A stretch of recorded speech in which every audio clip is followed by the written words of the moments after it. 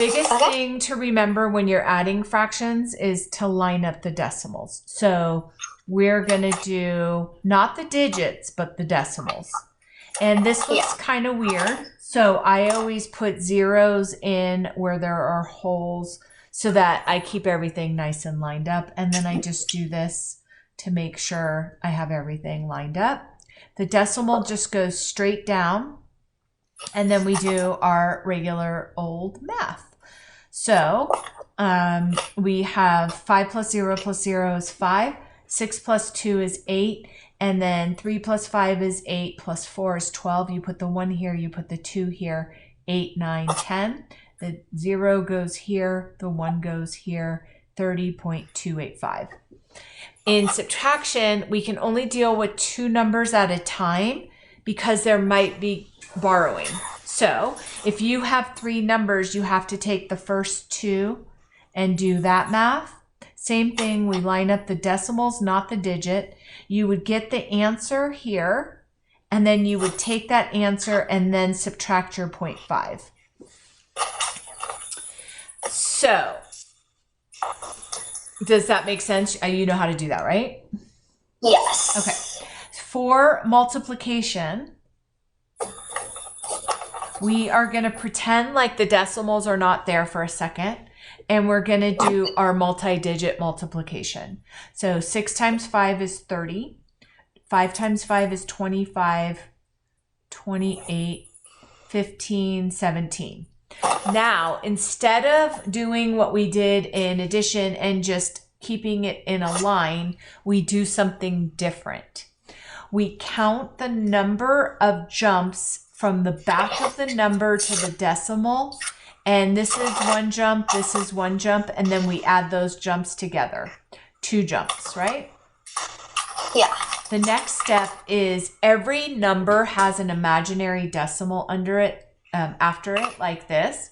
We're going to go in the number of jumps that we came up with, and that's where our decimal goes. And then I always erase this so that my teacher knows that I wasn't talking about this decimal, I was talking about this decimal.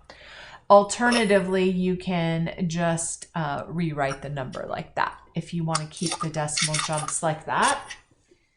So it's very different than adding and subtracting.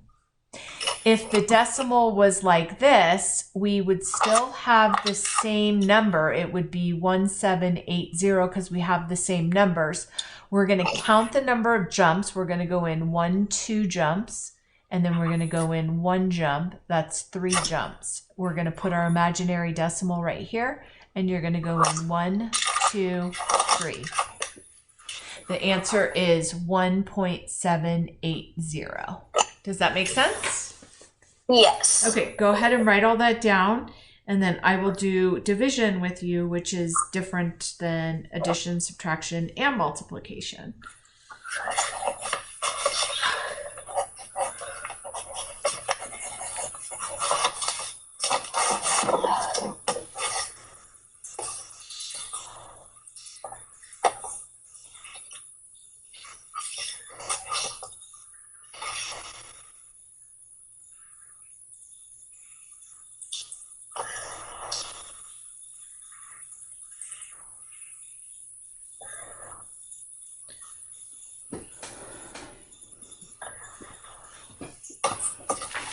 Okay.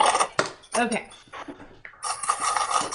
So division, there is a rule that there cannot be a decimal over here. There can be any kind of decimal here, but this cannot stand the way it is. So I will teach you about that after we're done with this. So the first question we ask is there a decimal on this side of the division? No. So our decimal point just goes straight up like this. Is there a decimal over here? No. So my decimal goes straight up like this. And then whatever number you're dividing by, 5 goes into 8, you put it right over the number that you're dividing. So we would do 5 goes into 8 one time. 1 times 5 is 5. And then 8 minus 5 is 3. Then we carry down, we bring down our 5. 5 goes into 35. That goes over here because this is the number that we're working with. And so it's 1.7 so far. And then we do 7 times 5 is 35. We bring down the 5. And we continue. 5 goes into 5 one time, and there's not such a thing as a remainder in division like this with decimals. You would keep going until you got a remainder of 0.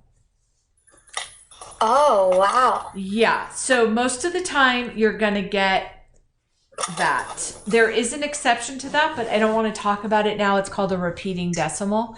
The only time that we can stop and not have a 0 as a remainder is when the answer looks like something like this. And if you keep dividing, the answer is just going to keep being 2, 2, 2. Then you can stop and you put a line over the first 2. And then that means that the 2 keeps going and going and going, repeating. But that is the only exception. Otherwise, if you have a decimal in a division, you have to wait till you get a 0. Okay? So for this one, we have 5 goes into 8. We have our decimal up here one time. 1 times 5 is 5. 8 minus 5 is 3. We bring down the 5. 5 goes into 35 7 times. 7 times 5 is 35. We bring down the other 5. 5 goes into 5 one time, and there's no remainder. So this one is 1.71, and this one is 0.171. Same numbers, but different decimal places because we have to just bring the decimal straight up. Does that kind of make sense? Yes. Okay, cool. So let's work with this one. This one is kind of advanced, but you will learn it this year. So I'm going to teach it to you. You probably didn't learn it last year. Maybe you did. Okay, so for this one, I told you that our rule about dividing is that you cannot have a decimal here, but we do have a decimal there. So what we have to remember is that we can move our decimals anytime we want to be at the back of our number when we're dividing, and it's in this spot. So how many jumps did it take to move my decimal to the back? 1. Okay, so because I moved it here, I have to move it here. And I moved the same number of spots. So if I had to move this 2 to get it to the back, I would move this 2. If I do 1, I would have to do 1 here.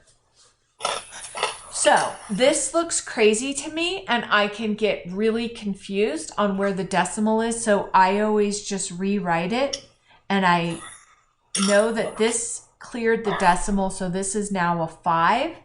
And then this is 85.5, and then I would just do my division regularly. 5 goes into 8 one time. 5 times 1 is 5. 8 minus 5 is 3. Bring down the 5. 5 goes into 35 7 times, and then I bring this straight up. I bring down this 5, and so it's 17.1. Okay.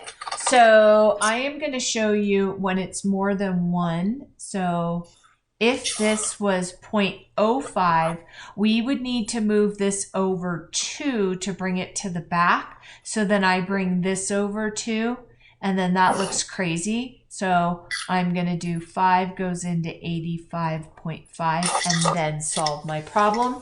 And the decimal just goes straight up. Okay. Awesome. Okay, I will send that to Mom. And I'm going to have you do one of these divisions while I am doing that. So 2, then we're going to bring it into 8.4. Okay.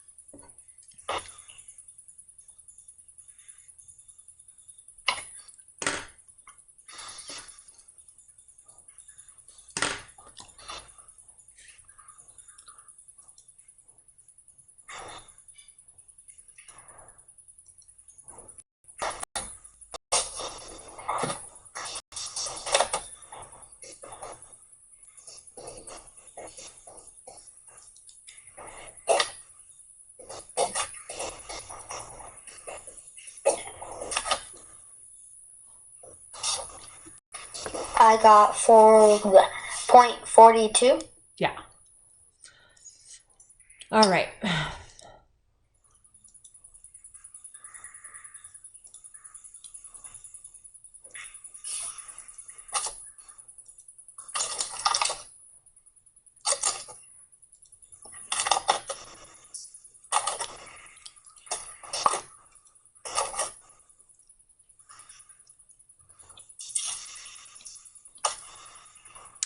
All right, let me share the screen and